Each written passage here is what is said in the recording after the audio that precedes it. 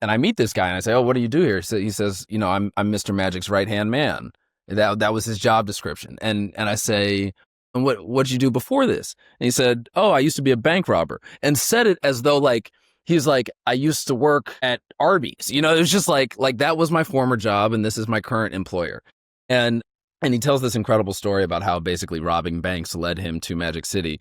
But it was stuff like that like that was not recorded anywhere. There was no way to know that that was going to become, a key story in episode 1.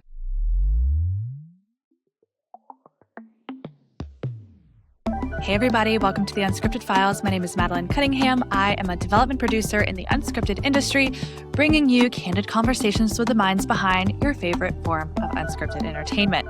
I'm really excited for our guest today. He is a writer, author, producer, director, political commentator who is responsible for one of the most exciting docuseries this year, Magic City and American Fantasy, all 5 parts now out on Starz. Fascinating to talk to him about the nuanced conversations of the 40-year history and legacy of the Magic City strip club in Atlanta, the dancers within it, the family who owns it, and its influence on Southern hip hop, Black culture, and Atlanta as an epicenter. This conversation is so rich, full of great nuggets, unseen things that weren't in the documentary from the likes of huge music stars like Drake. Cole is such an incredible creative, and it was so amazing to talk to him about the stylistic choices, the visual choices, and the conversations and people that were a part of it. I know that you'll enjoy this as much as I did. Without further ado, this is my interview with creator and EP of Magic City and American Fantasy, Cole Brown.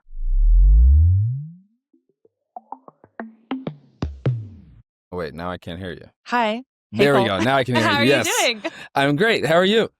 I'm good. Where are you right now? I'm in Philly. I grew up in Philly. I'm in my mother's house right now. My best friend's getting married next week, so I came back to prepare. Wonderful. Do you like Yeah. weddings? I get so many of them. I'm about to turn 30 in a week. All of my friends are getting married simultaneously. So I liked weddings when they were few and far between. I'm now a bit overwhelmed, but I'm excited Yeah. for all of my people. It's a lot. What wedding Yes. dress code is your favorite? Like what wedding vibe? Black tie is simple, which I appreciate. I know what I'm wearing, but these summer weddings, sometimes I'm out there in the heat in this like 3-piece suit, and that can be a lot. Agreed. When I have friends get married and ask me what dress code it should be, I say like everyone wants an excuse to dress up. So do black tie, Yes. but not from May to August. Yeah. You can't have Otherwise, let people live. You can't have me sitting out here in this like, shadeless field when it's 85 degrees out. I sweat. Yeah, I exactly. sweat a lot. So yeah, but it's all good. I'm happy for all my people. Good. Yeah. What wedding song comes on and you're just like, I am on the dance floor no matter what? What is the song? I don't even know. I feel like Earth, Wind, and Fire or something. Frankie Beverly, like something course. older will get me out there. And then as the night continues, we need the more contemporary stuff, the hip hop, Yes. the rap. Once the elders leave, we can Yes, bring in the exactly. like. Exactly. We can bring in the stuff you'll hear at Magic City, I guess. Exactly. Smooth so transition. Yeah. So you're the creator and executive producer of Magic City and American Fantasy. This is a 5-part docuseries on Starz that accounts for the past 40 years of this historical Atlanta institution that is so influential in Black culture, Southern hip hop culture. And I was so excited to see this come out. I grew up only about 2.5 hours outside of Atlanta and have always had a fascination with Magic City. The doc came out around the time of the launch of another project that you work on, the Ralph Lauren's Oak Bluffs collection, and you did a complimentary short film for them called A Portrait of the American Dream. And while these projects could, to the naked eye, seem kind of opposite in their approach, there is a through line there. Every project you choose to be a part of, what do they have in common? Yeah, I think that first, thank you for having me. And you're right that these two projects, the Ralph Lauren thing being very much of the Ralph Lauren aesthetic, which is like aspirational and clean and detail oriented, and then Magic City, which is like in so many ways chaos, and a very opposite aesthetic. I think you're right. A lot of people reacted the similar to you is like, Cole, what are you doing here? But for me, they actually aren't nearly as drastically different as people think. When I came to the Magic City project, I always thought about it in these like totemic American advantages just because of how that city was set up. And then ultimately, like, building this empire and handing it down to his children, which is what he's going through the process of doing now. And his 40-year journey, his hero's journey, is rife with all of the like blood and sin and excess that like American empire building stories have, no different than, a Joe Kennedy and a Carnegie and a Rockefeller. Like all of those people are afforded this like emblematic status because of what they build and because they're white. And Mr. Magic is not afforded that. And I really wanted to tell his story through that lens, and with all of the complications that come with it, and there are many, like it's not purely about blind praise. And I think that, obviously the Ralph Lauren piece trades on a lot of those same sort of American mythos. So everything I do, the Magic City project, the Ralph Lauren project, the books I wrote before them, are all about like trying to reframe, re-understand underexplored sides of the Black experience and the Black story.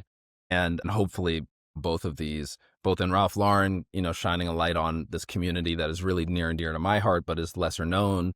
And then, Magic City, which is this name that everybody knows, but people don't know the story behind it. I hope that both, successfully do that. Absolutely. Mr. Magic's story has all the hallmarkers of like an Odyssey, the ups, the Yeah. downs. There's prison time, there's Yeah. fires, Yeah. there's a lot there. Was the family always on board for this? Like when you approached them, was there some hesitation? Yeah.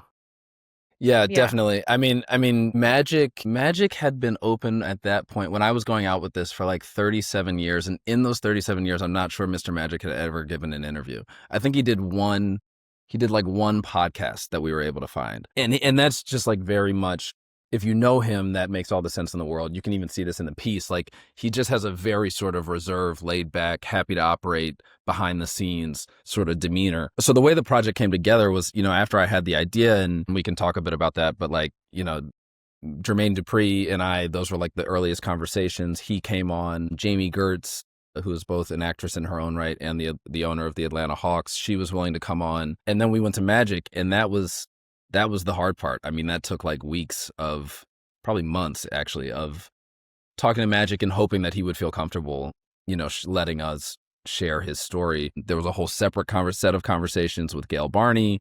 There was a whole separate set of conversations with many of the dancers who were resistant. So, it's a hustler's business. And they, I think, wanted to make sure they weren't being hustled, and that this story that meant so much to them, would be treated with the respect that it deserves. I can totally understand having your guard up in that particular industry with so many assumptions, preconceived notions, Yeah. bias. Like I can completely see why the guard was up there. So you actually were working with Jermaine Dupri on his memoir when Magic City kept coming up. And so I want to know, what about it made you go, okay, pause. Let me like pivot over here, and I need to understand more about this.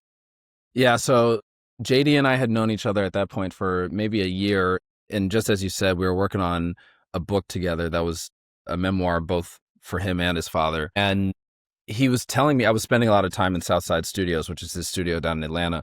And he would tell me these stories about, him and Janet Jackson and Madonna and Michael Jordan and the leaders of this drug gang, BMF, and a state senator, like this like crazy collection of humanity that was all assembling in a strip club of all places. And, I had been to Magic City once before, but I didn't really know much about the story. And JD was the first one to say, like, Cole, you don't understand this place. It's not like this place that you just heard from Drake songs. Like I've been going there testing my music for the last 20, 30 years. And it's a real pillar in this Atlanta community. And when he broke down some of the history, and then of course when I met Mr. Magic and really got a lot of the history, I was just like, oh, like this is the thing, the book, and the book hopefully still will come to fruition one day. But I remember just stopping in my tracks and saying, JD, like this is what we need to focus on, because this is an exceptional story, and that really launched the many months process of like hoping that the Barney family would be willing to trust us with it. But yeah, as soon as I heard some of the stories, I knew that there was something here. Yeah, 100%. The club is it was like a great equalizer. It is. Yeah. Like you said, politicians, athletes, musicians, everyone is the same. And there's also this level of like, what happens here stays here. You're safe within these walls. And just again, getting that type of collection of people in one place is like so fascinating.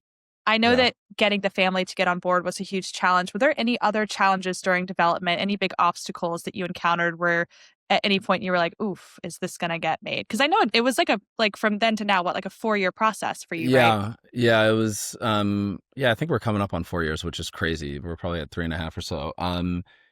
Were there challenges? I mean, every day. Like, one is, I mean, one unique thing about this project is because of the nature of what it is on. There wasn't like IP to option or something. Like there wasn't. It's not like there was a biography sitting around that like laid out what this story would be for us. So as a result of that, like we went into it knowing that this would be really interesting, but having no idea of like what we would find. There's a character named Wolf in the first episode. He's throughout the series, but he's introduced in the first episode, who used to be a bank robber.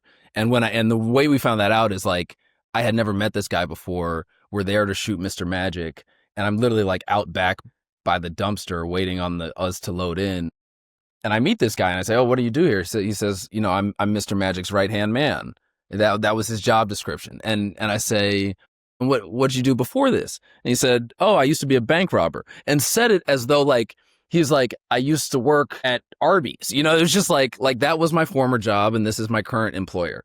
And he tells this incredible story about how basically robbing banks led him to Magic City.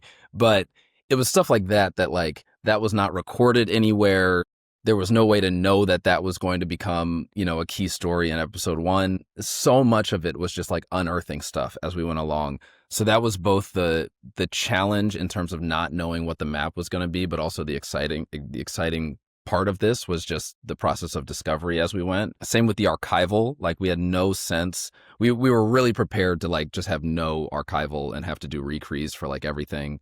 And then so much rich archival ended up, falling in our laps as we were like shaking stuff down in Atlanta. And then finally, and this is kind of maybe one of the biggest challenges, is that like just moving down in Atlanta's like a very different city than some of the places that I'm used to. Like I grew up in the Northeast, and there's like a whole cultural element in Atlanta that was unfamiliar to me. And we really had to just like hustle down there to get stuff done.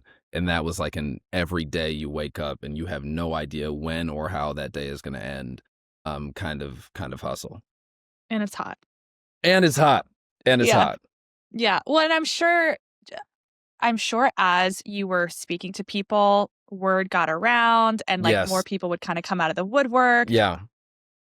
I was like, I know like that copywritten music was like a whole other Yes. like a whole other ball game for you guys. Yeah. Yeah. I mean, there's like the story of, and this isn't unique to the Magic City project. I do think that it was like more heightened in the Magic City project, perhaps, just because we did it independent and so forth. But like the story of making a thing is a story of challenges, and like, if I think about our process, it really was like every week, like, thank God we made it through another week and still have a show.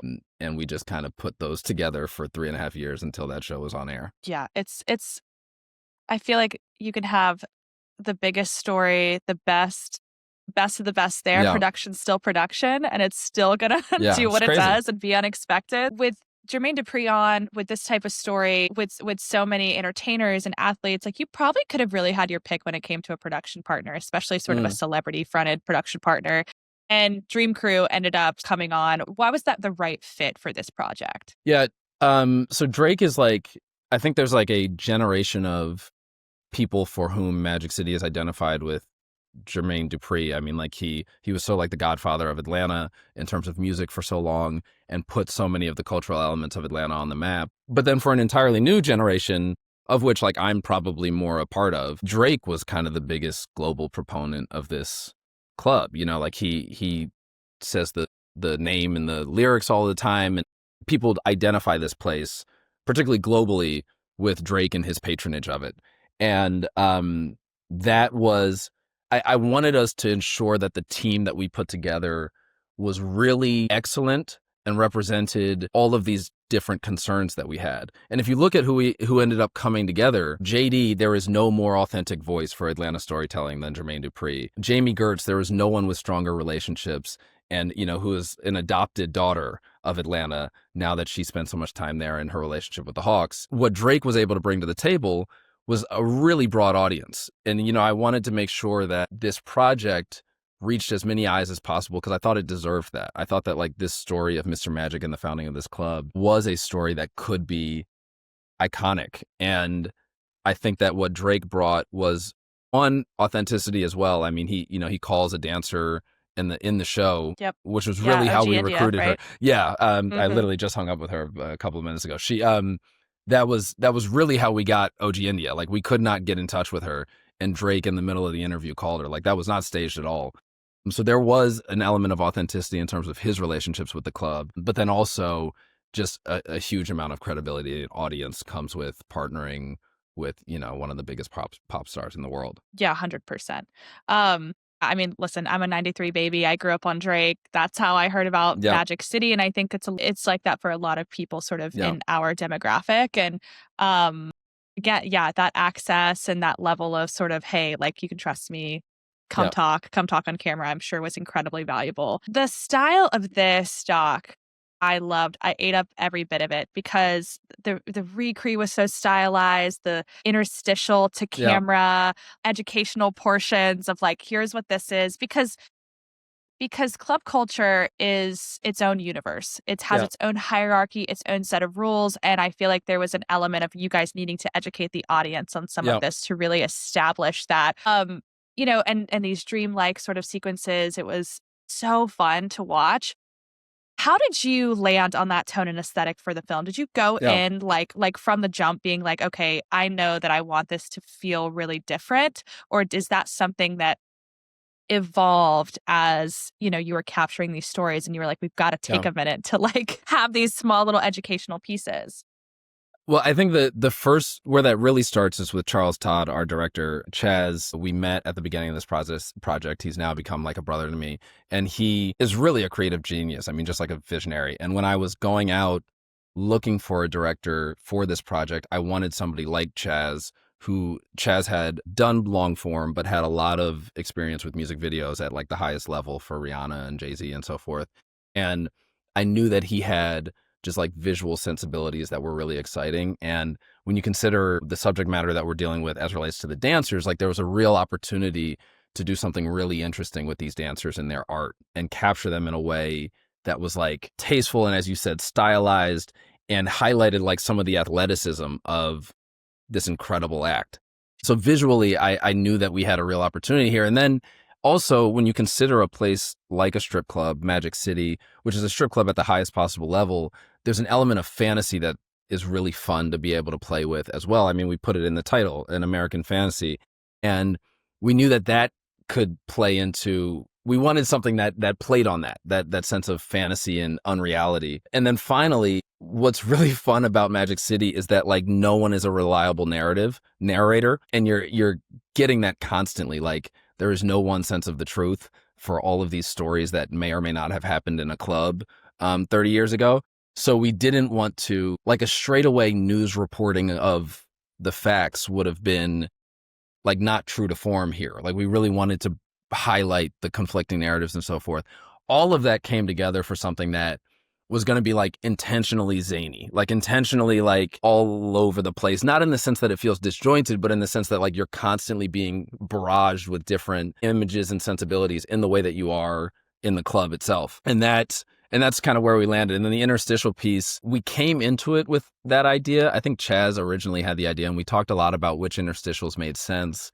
And, The Big Short was like something that was on our inspiration board. Exactly We were what like, mhm. yeah, we were like, isn't it cool when like they cut to Margot Robbie? Like, what if we did that, but it was like a stripper instead? And then we met Gigi, and Gigi McGuire, who is, an icon of Magic City, an icon in general. She was just so obviously the perfect person for that like it was something that was hypothetical until we met her. And then it was like, oh, we have to do this. Yeah, and I can't imagine, listen, these women are artists and they are performers and Yeah. theatrical. So I Yeah. imagine that directing those sequences and being a part of it was so fun Yeah. because I was watching, I think, yeah, I was watching part 4 and I was just like, what a star. Like you Yeah. can see why they are icons and why they have this like myth and legacy within the Yeah. club because their charisma just like oozes out of them.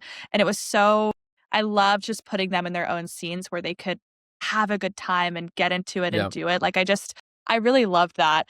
Were there any, you referenced The Big Short, which is exactly like those two camera explainers Yeah. was exactly what I thought when I saw them too. Were there any other documentaries or media that you referenced when you guys were shaping this? Yeah, there was a few. Like I don't know that there was one visual inspiration. We had a visual deck that was a million pages long, and we pulled from all over the place. But from a storytelling perspective, right before, like around the time I had this idea, part of the reason I had it was because I had just watched the Studio 54 documentary, which was great and like so iconic, and the archival they have in that is incredible. But I remember watching it thinking like, wait, like this place was open for like 3 years, and like Studio 54 is definitely iconic, but like, we being Black people, like have our own version of this down in Atlanta, and it's been open for 40 years. And like, what does that require to keep a place like an establishment like that open for 40 years?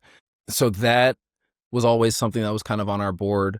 Defiant Ones was something that was on our board, just because they also a docuseries, and I really liked how they you felt the gravity of this tale. Like they did what we were trying to do with Mr. Magic, which was like Jimmy Iovine, even if you've never heard of him, Dr. Dre, which you probably have heard of, like you need to constantly understand that these guys built a kingdom, and it felt big. And I didn't want Magic City to feel small. I didn't want it to feel like, the little family owned shop on the corner, which it is, but like it also has had this huge cultural impact.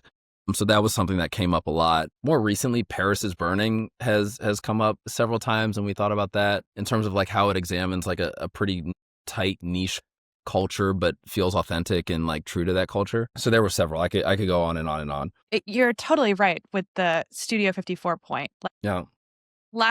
Only 3 years. It was frankly kind of a blip on the radar, Yeah. but is referenced constantly in pop culture. Right. And Magic City is as well. And so trying to showcase that this is equally, if not more influential, when it comes to the songs that you love. I mean, the stories about all the songs that were tested out as a testing ground at Magic City, like the Bombs Over Baghdad story. Well, there it is. I mean, did you know this going in, or were you surprised and delighted to hear about all the stories, all the songs, and love from Outkast and everybody else, having their debut at Magic City? I mean, we knew, so there was one, I think either Atlanta Magazine or the Atlanta Journal-Constitution had done one like long form article about Magic City that was not super long form, but it mentioned, I think it mentioned Womb There It Is. It might have mentioned a Drake song. Like we had a little bit of, it was basically the closest thing we had to a roadmap. But then so much, and I conducted many, if not most of the interviews, and so much of those interviews were just like total fishing expeditions, like totally like, so big boy, is there anything else you want to tell us about, like, have you ever done some cool shit in Magic? And like just praying that the answer was yes, and here's the story. And that's really how we came up on like the big boy Bombs Over Baghdad. Definitely we didn't know that until we sat there and talked to him. Drake had a couple of stories about his time in Magic that like had definitely never been recorded anywhere before. So really the whole Quavo and Coach K talking about taking Bad and Bougie there, we didn't know that. So really the whole idea was like, we know these people have a relationship with the club. We don't know what it is. If we can just get them to sit down and give us an hour, if we just ask the same question 10 times, maybe we'll finally get something that is Right. like, a meaty, meaningful story. And in just about every case we did. Yeah. So with Shaq's story, the $100 million deal, did you know that going in, or was that revealed?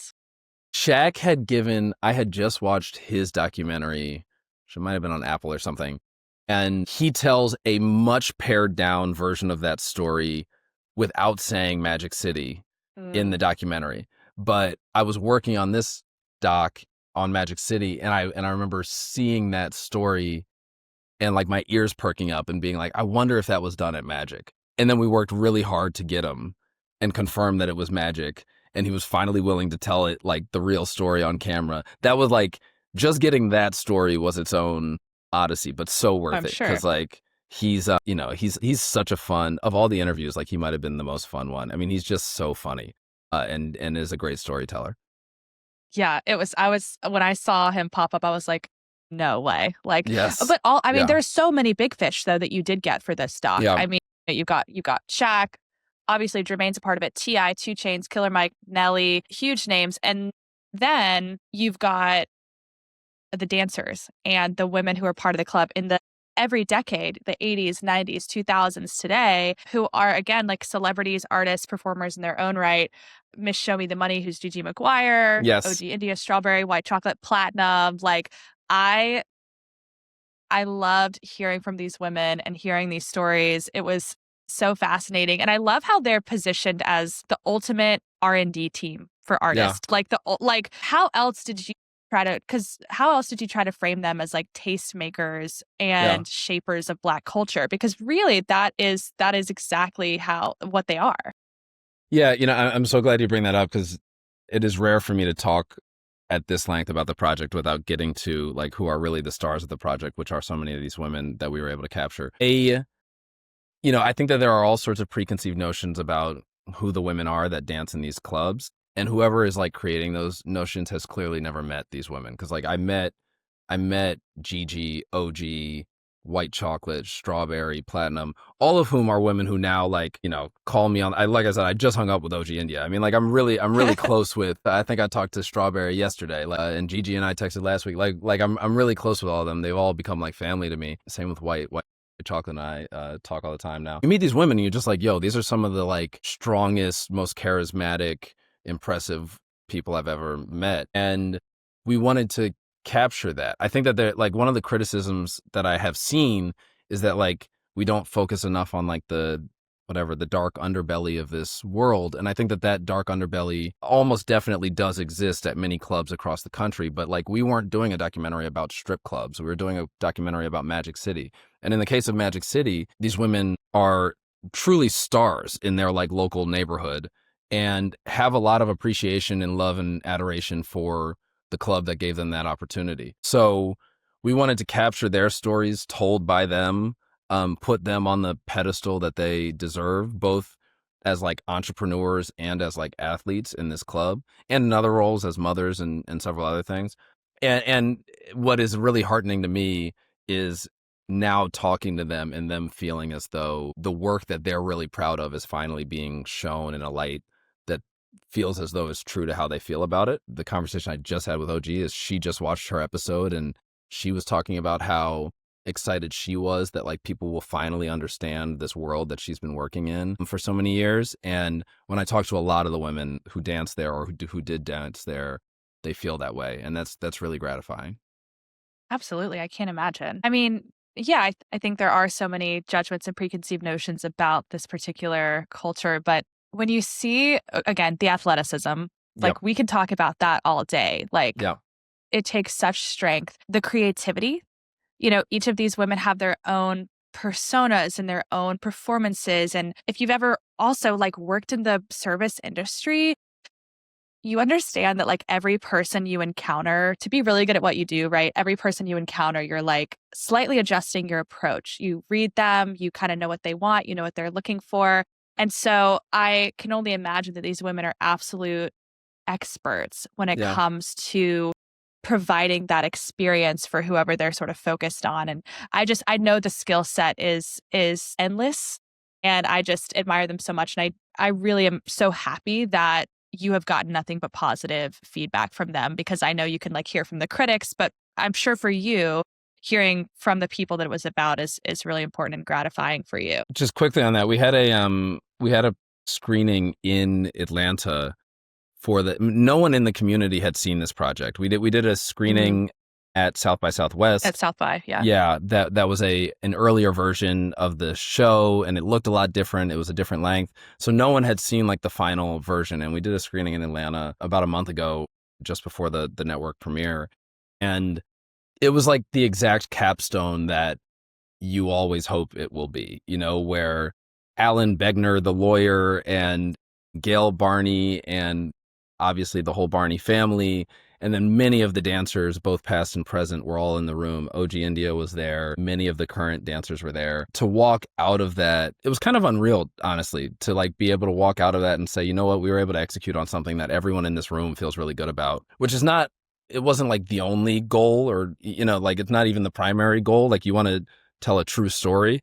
But the fact that the true story that we told was one that they all are also excited about, is just really special and really gratifying. Well, and you were able to do that too while still embracing the gray area and a lot of Yeah, nuanced conversations, which we talked about before. You were saying that there's a lot of unreliable narrators and a lot of different stories. You know, I'm thinking about sort of the chapter on like tip drill, yeah, right? Which was the what was it, the BET After Hours yeah, Nelly video with a lot of the women who danced at Magic City, and it was scandalous and subversive, and there was a lot of yeah, things we'd never seen before. And even just to that particular section, that few minutes of the series, you had the perspectives of the women who were part of it. And then you also had perspectives of women who witnessed it, you know, from Spellman, and who seeing this particular video sort of ignited a fire in them when it came to empowerment and agency. yeah. And you sort of never came to a particular conclusion. You let everyone speak, and then you sort of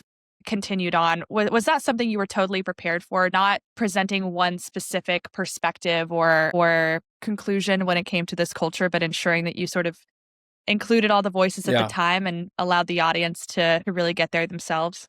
Yeah, I think that's the only way to handle, you know, really complex, nuanced discussions, which is what this is. I mean, the tip drill fiasco, that episode is almost definitely my favorite episode. I'm kind of tipping my hand here, but just because like the tip drill fiasco, I think is so interesting because um it it is the thesis behind that is the thesis behind this whole series, which is like, here is this thing that is very easily to be dismissive of, that seems kind of silly on its face.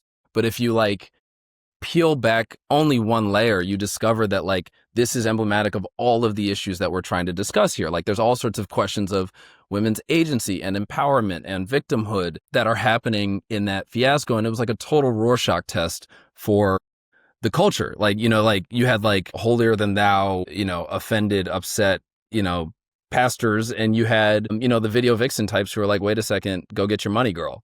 And I think that like, I don't know that either of those are the wrong take. I just think that it's really interesting that they all exist about this one music video that frankly, by modern day standards, is like, people would not even get that pearl clutchy about if it came out today. That episode really excites me because after Nelly says his piece, and he does get to say his piece, but he kind of exits stage left, and then you have like four Black women embodying, you know, four entirely different ends of the spectrum around what this meant for the culture. And that's really exciting to me because I think they all come across eloquently and empowered and reasonable. And it's kind of up for the audience to decide who's right, if anyone is right, or like what to make of all of it. Absolutely. Obviously, you have the universe of Magic City, but you went way beyond that to get a lot of Yeah. various perspectives. I mean, like you had former Mayor Keisha Bottoms, you have experts on feminism culture, Southern culture. So, how did you choose who you wanted to include in the conversation? Yeah, I think that when we went into this show, there was the story of Mr. Magic and his rise and the building of his empire. There was the story of the city of Atlanta, and its growth and change over the 40 years of Magic City, particularly through a lens of entrepreneurship. There was the story of hip hop and how Southern hip hop essentially did not exist in 1985 when Magic City was opened. It is now obviously like the epicenter of hip hop, and we wanted to make a claim that much of that happened in a very direct way because of this club. And then there was the story of the dancers, the women who work there. And we wanted like the foremost leading experts in each of those four pillars. And that's how you end up with like such an eclectic assortment of people. So like, yes, we got Mayor Keisha Lance Bottoms, who's able to speak, you know, better than anyone about obviously the political history and economic history of that city. You have Alan Begner, who, you know, looks a bit like a fish out of water if you like line up the whole cast, but he is the leading, you know, free speech First Amendment attorney in Atlanta and has defended everyone from like the KKK to local strip clubs to all on the basis of free speech matters. And, the context that he was able to add around why Atlanta strip clubs are fully nude, for instance, was like really interesting. I agree. That story Yeah. was wild. Yeah. And like, so that's another one that was just like, I think we found that in an article or something. And we were like, oh, this is like genuinely interesting, cool history that we should include somewhere in here. So we called up Alan and he was the right man to do it. Obviously, when you're telling the stories of the dancers, you want the dancers themselves. But when you're trying to look at it through a lens of women's agency, you also want, commentators who understand that from a academic standpoint. So we, had Jocelyn Wilson, who is in her own right an incredibly accomplished academic down in Georgia. Joe Coscarelli, who's like the hip hop guy at the New York Times and had just written an entire textbook basically about Atlanta hip hop. So what was really exciting to me is like, yes, we have the flashy stars. We have Shaq and 2 Chainz and T.I., and they all do an incredible job of what they do, but also wanted to have weightier intellectual conversations alongside these fun anecdotes. And on that side as well, we have like lesser known names, but people who are really the people to go to for those topics. Yeah, it was really exciting. How did you come out of this project after a few years? Were there any particular things you were like, oh, I was totally wrong about this, or I didn't really get it? Did anything really significantly shift your perspective on the other side? That's a good question. I need to think about that. I'm surprised I haven't thought about that. I'm glad you're asking me that question. I don't know that I had convictions that I was like holding really tight to, other than I thought that this was a really cool story. But what has been surprising to me is how close I've become with a lot of the people involved. I mean, these are like real relationships that I have now with, a lot of these, Gigi and OG and so many of them have like met my family. I've met their kids, and that's been really special to walk away from this project with. It feels like a whole new community that I'm sure I'll carry with me. The other one that comes to mind is that I didn't know Magic at all, obviously, before this project, and I think I did assume I didn't assume sort of like some of the victimhood stuff that you're referencing, but I did think that it would be just like a bit shadier than it is. Like I thought that like the business itself and like all sorts of like illegalities might be happening in or around this club, and that the women might have a different view of their employer than they do. Coming out of it, like, and that was challenged pretty early on, and that was just a result of ignorance about, these people and how the business works. Coming out of it, like, this is a stand-up business and a stand-up business owner who, almost to a person, everyone that has ever worked for him feels as though it's the best thing they did. So I think that's that's how you keep a club open for 40 years. Like if we were fully prepared to go into this and discover like some shady shit was going down, and it might like totally like the dock might have to just turn left, and like we were ready for that turn, and we just never really came across it. Like it was like everybody just kept praising this place and their experience there, and like they were the best years of their life, and they wish they, and like, so that's the story we told. Yeah, I love that. Yeah, I loved Mr. Magic's when he was talking early on about sort of like how to get the best dancers at his club. Yeah. The solution was very simple: treat them well. Yeah. And it seems like that has been a through line for the past 40 years. It really does live up to that sort of mythos of it being this magical place. Yeah. What do you hope, I'm sure you've gotten so much feedback of people watching the doc. What do you hope this adds to the broader conversation about Atlanta, Southern culture, Southern hip hop, Black culture, entrepreneurship? What are you kind of hoping viewers come away from this with? I think that the same preconceived notions that we've spoken so much about, many people will bring to their viewing of this piece. I think those stereotypes exist, and I think that even if latently, people will have sort of bought into them when coming to this piece. And if people leave this piece being like, oh, that is not the thing that I thought it was, like that place isn't what I thought it was, those women are not who I thought they were, that'll feel very much like we accomplished a goal. And if they think that like the project itself is not what they thought it was, and wow, like there's so much, I thought so much more, there's so much greater intellectual heft to this thing than I expected, that'll feel really good, because I think that's what we were trying to accomplish. Yeah, well, I think you absolutely hit the nail on the head. Was there an interview moment And you've mentioned a few, but was there one that happened where you sat back and were like, oh my God, I can't believe we just got that on camera? The bank robbing one is a real one. Drake, this actually doesn't end up in the show. Somebody asked me recently, like, is there anything great on the cutting room floor? And I so wish we could have figured out how to put this in the show.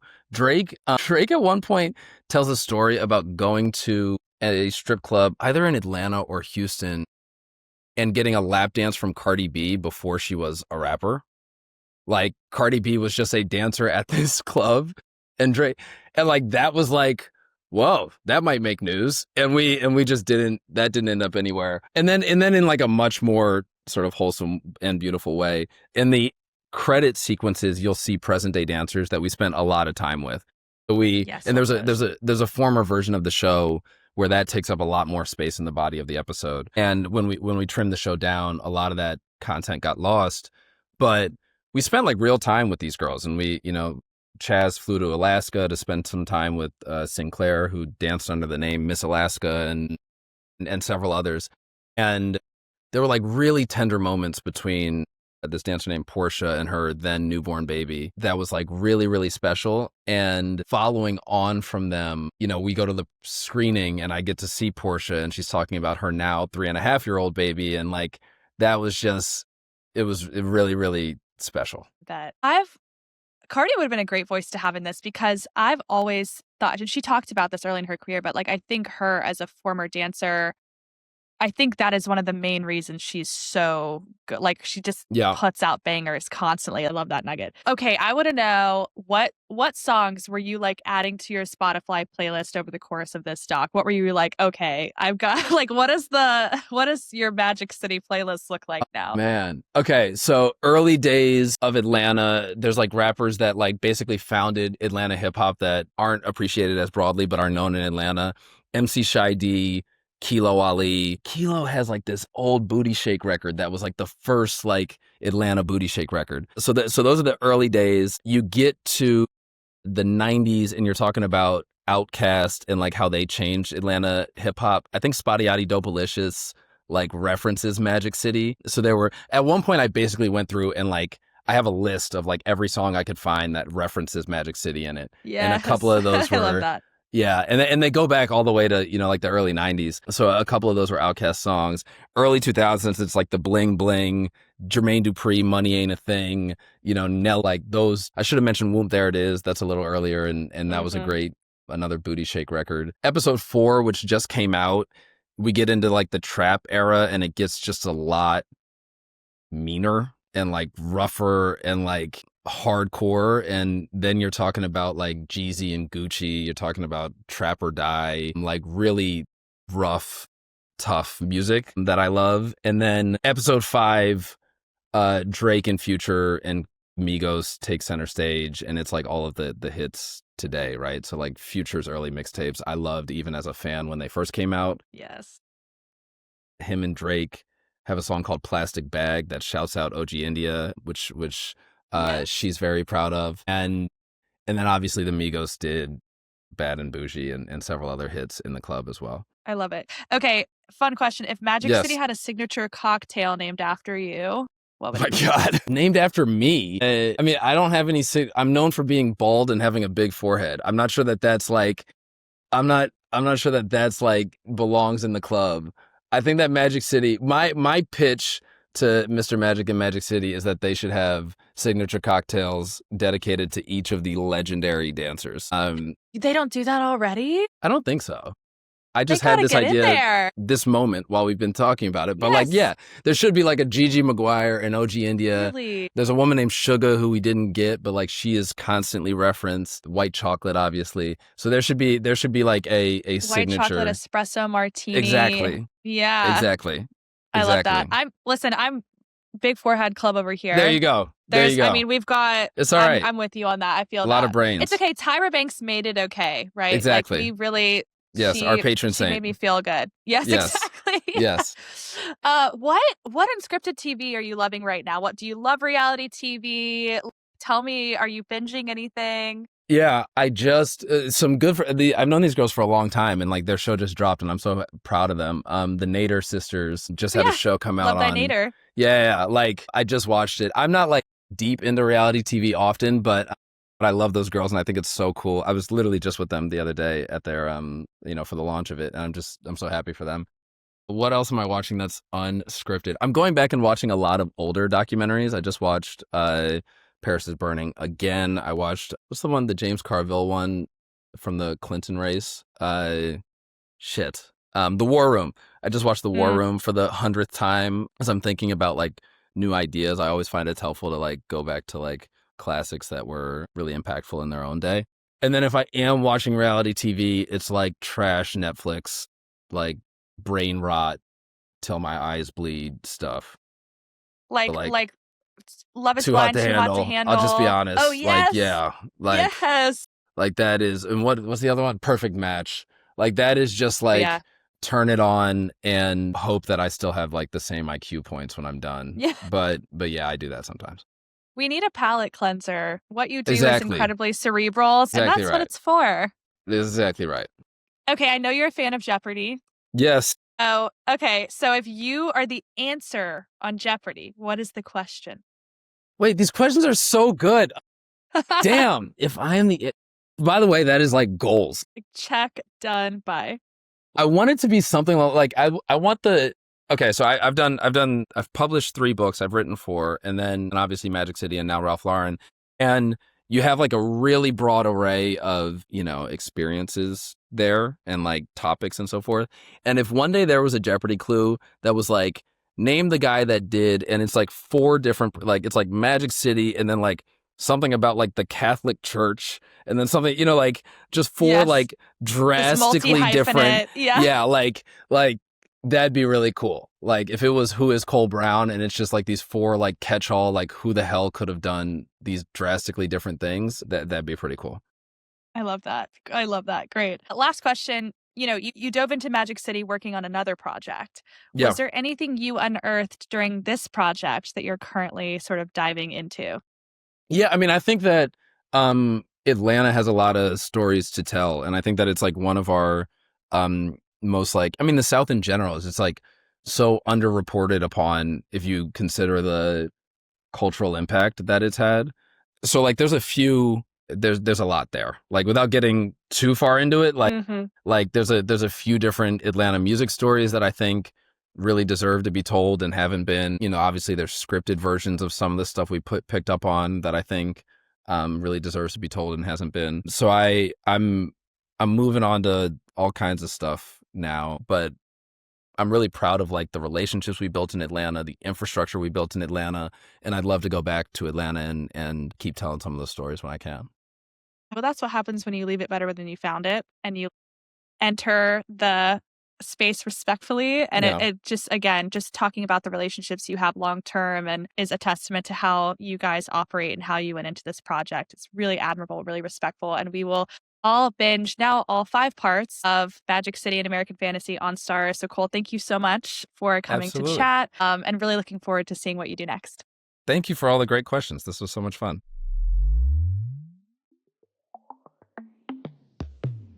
I hope you enjoyed that conversation with Cole. When people geek out over my questions, it is like the best compliment ever. So thank you, Cole. You can watch all 5 parts of the Magic City documentary now on Stars. I believe they have a 7-day free trial, guys. So you guys can get in there, get your free trial, binge all 5 parts. It is so, so worth it. It is visually stunning and there's so much story there. I highly, highly recommend. I'll be back next Friday with more incredible multi-hyphenate creative guests. Thank you guys again so much for listening. Don't forget to like, subscribe, follow, rate, review, and we'll see you next Friday. The Unscripted Files is brought to you by Good Gravity Entertainment. Thank you to producer Bonnie Adams, original music by composer William Wright, artwork by Lisa Schweikert, and photography by Reed Schick.